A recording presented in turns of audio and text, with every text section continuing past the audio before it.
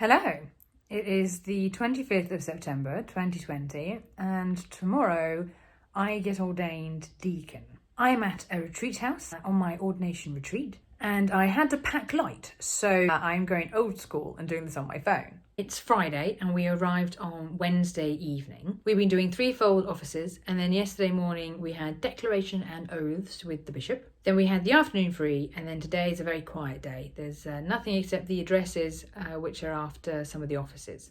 So I'm finally here. This is it. It's kind of surreal, to be honest with you. I'm glad we're here for a few days. It's only been today that I've really been able to properly stop and feel myself relaxed. So really, I'm only just contemplating the fact that tomorrow I get ordained. What? In the build up to all this, it's been so much about the practicalities. It's been about getting clerical wear, cutting down tab inserts was one thing I did last week. With all the COVID stuff, it's been trying to discern which 4 people I want to invite rather than, 25 named guests and then everyone I've ever met. And then it was about logistics with those 4 people and packing for here and trying to think through, okay, setting up the house for Saturday evening and packing for the ordination server itself. And what am I going to forget? And what do I need? And I've got to take my stuff to the cathedral, so I need to pack light and blah, blah, blah.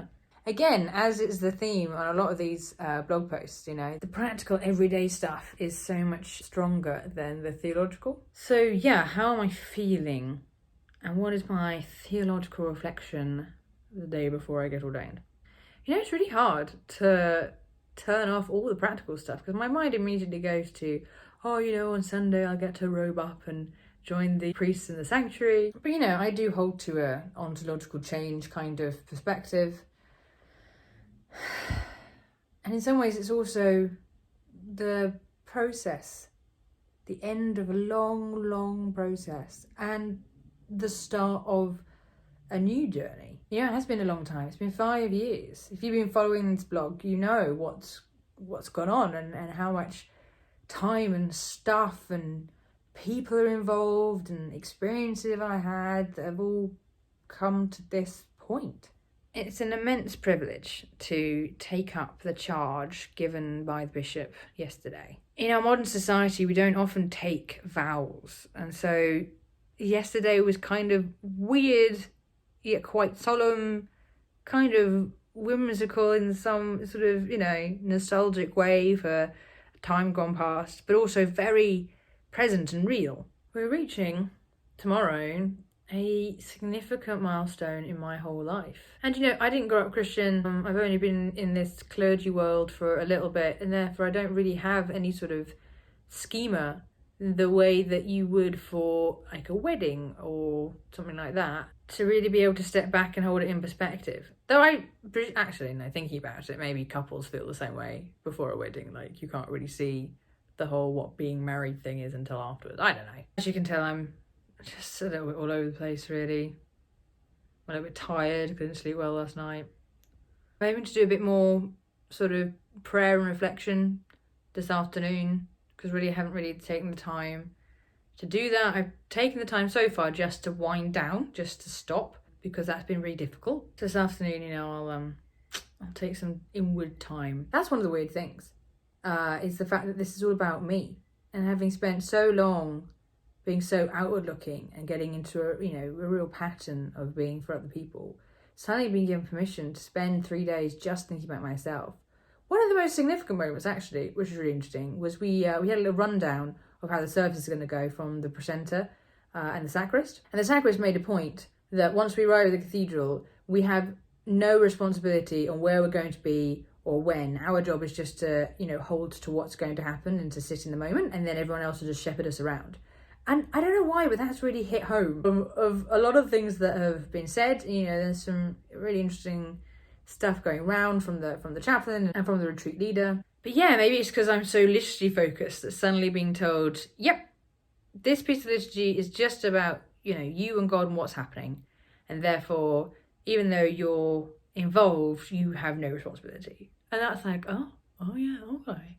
Yeah, that permission to be just almost navel gazing, because actually this is a significant moment and I'm the one going through it. It's just me, And I've got family, friends, I've got all sorts of people that are supporting me and being wonderful and, you know, doing all sorts of things. And obviously it's really weird that they can't be here and I can't see them.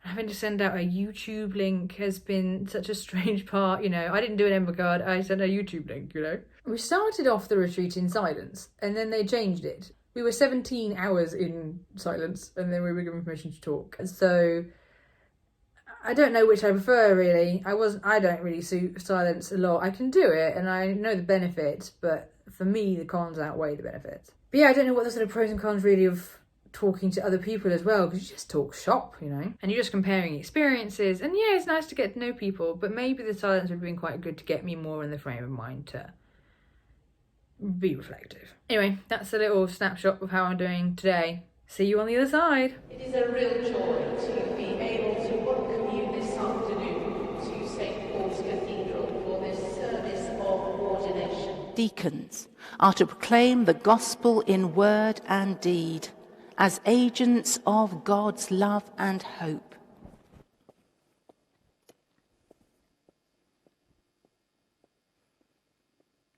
Send down your Holy Spirit on your servant Georgina for the office and work of a deacon in your church.